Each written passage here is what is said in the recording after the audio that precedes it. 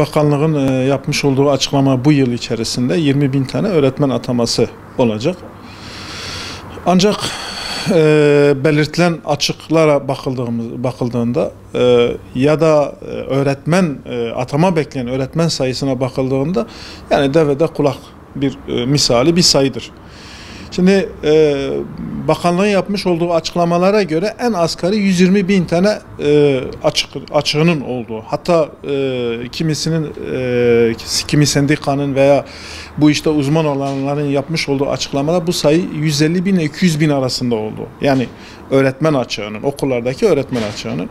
Bununla birlikte yine bakanlığın yapmış olduğu açıklamaya göre 2021 KPSS'ye giren öğretmenlerden atama bekleyen öğretmenlerin sayısı 500.000'in üzerinde. Sendikaların yapmış olduğu açıklama ise 700.000'in üzerinde. Arada ciddi bir uçurum var. Yani aradaki farka bakıldığında da bu sayı yani ciddi bir şekilde bir eksikliği gösteriyor.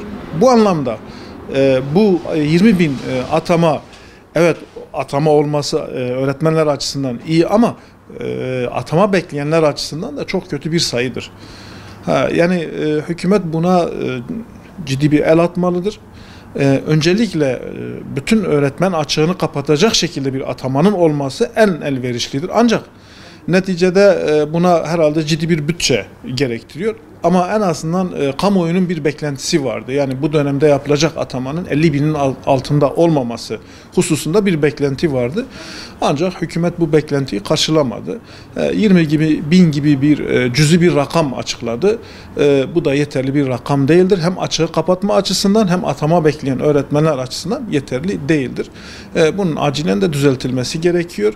Dediğim gibi beklentileri karşılaması gerekiyor. Yani en asgari bir 50.000 gibi bir atama olması lazım ki beklentiler karşılansın. Öğretmen uygulaması benim yapmış olduğum incelemede sadece Türkiye'de vardı. Yani ilginç bir uygulamadır. Yani düşünün, üniversiteyi bitirmiş bir öğretmen adayımız 4 yıl üniversite okuyor. Aynı zamanda o da bir öğretmendir. KPSS sınavına girmişti, ataması olmamıştır. Bununla beraber devlet kendi açığını kapatabilmek için öğretmen açığı, demin bahsettiğimiz gibi yani işte sayıları 150.000'in üzerinde olan açığı kapatabilmek için eğitim öğretim başladığında bunun yerine ücretli öğretmen ataması yapıyor. Nedir? Cüzi bir işte rakamla bu öğretmenin belki karnını doyuramayacak kadar bir ücretle bu öğretmenlerin ataması yapılıyor. Ücretli öğretmenle ataması olan öğretmenin yaptığı iş aynıdır. Ama birisi çok cüzi bir rakamla maaş alıyor, öbürü de tam maaşını alıyor. Madem ki böyle bir ihtiyaç varsa bunun kadro olarak ya da sözleşmeli olarak ataması yapılması lazım ki yani ücretli öğretmen uygulaması aynı zamanda eğitim öğretimi katleden bir uygulamadır. Çünkü yani bu ataması olan öğretmen açık olan yerlere gittiği zaman kimisi 2 ay 3 ay sonra bırakıyor. O sınıflar boşta kalıyor. Kimisi bir süre sonra yani yeteri kadar aynı performansla aynı görevi yapamıyor. Çünkü birlikte görev yaptığı öğretmen arkadaşı tam ücretle çalışırken o cüzi bir ücretle orada aynı görevi yapıyor. Bu uygulamanın acilen kaldırılması lazım, değiştirilmesi lazım. Bir de adaletli olan bir uygulama değildir. Yani bu öğretmene haksızlıktır yani. Bu devletin ayıbıdır. Yani devletin bunu acilen düzeltmesi lazım. Yani bu uygulamadan temelden vazgeçmesi gerekiyor ki bu haksızlık ortadan kalkması gerekiyor. Şimdi daha önce belirtmiştik. Tekrardan söyleyelim. Şimdi devlet sistemi değiştirince değiştirilen sistemde oluşan mağduriyetleri gidererek değiştirmesi gerekiyor.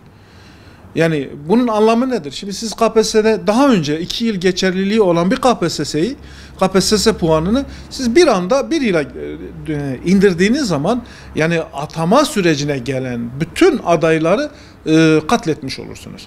Bunun mağduriyeti nasıl giderilir? Şimdi normal şartlar içerisinde şöyle söyleyeyim. Diyelim ki yani herhangi bir branşta yani işte 1000 tane atama olmuşsa ve ikinci bir atamada ikinci 1000 tane ataması olacaksa şimdi puanı geçerli olan o ikinci 1000'lik grupta olanların atamasının yapılması gerekiyor. Yani o beklenti içerisinde. Şimdi şu anlama geliyor. Yani şu anda 20.000 tane öğretmen atanıyor. Diyelim ki işte herhangi bir branşta 1000 tane öğretmen alınacak. Bu 1000 tane öğretmenin ilk 1000'i olan ataması olacak. İlk 1000'den sonrası bekleyecek. Şimdi bir anda yani 1001. ataması olamayacaktır. Siz sistemi değiştirip siz diyelim ki bunu 1 ile indirdiğiniz zaman o 1001. olan, yani çok küsuratlı bir puanla atamayı hak eden o kişi mağdur edilmiş olacak. Bu anlamda bu seviyede olanların yani ek bir maddeyle, ek bir genelgeyle atamalarının yapılması lazım ki bu insanların mağduriyetleri giderilsin. Ya da eski sisteme geri döneceksin. Bunun yani başka yolu yoktur yani. Siz bir sistem getiriyorsunuz, yazboz tahtası gibi, ya hesabıma gelmedi, ben 2 yıldan 1 yıla düşürdüm, hadi ya, sil baştan yeniden başla. O zaman sen kendi vatandaşını, kendi öğretmenini, öğretmen adayını mağdur etmiş olursun. LGS sonuçları açıklandı malum. Açıklanan sonuçlara bakılınca yani aslında o sonuçlar da ayrı bir değerlendirme konusu. Yani şu anda yapılan, bakanlığın yapmış olduğu açıklamalara göre sınava katılım oranı %83, %17 yani bir sayılık öğrenci sınava girmemiş. Şimdi demektir ki evet belki bu başarı olarak gözükebilir ama %17 küçümsenecek bir rakam değildir sınava girmeyenlerin. Bununla beraber yapılan puan açıklamasına göre de yani ciddi sayıda, evet 190 küsür herhalde Türkiye birincisi çıkmış. Bununla beraber yani işte çok düşük puan alan öğrenci sayısı da ciddi bir rakamdır. Yani ciddi bir rakamdır. Bu da şu anlama geliyor. Yani Türkiye'de eğitim öğretimde ciddi bir makas açıklığı var, bir uçurum var yani. Bir fırsat eşitsizliği vardır. Şuna gelelim. Yani bir yandan bir bölgede iyi bir eğitim gören çocuklarımız çok iyi bir puan alabiliyor ama öbür taraftan da barajı aşamayacak çok düşük puan alan bir grup öğrenci vardır. Yani düşük bir grup öğrenci.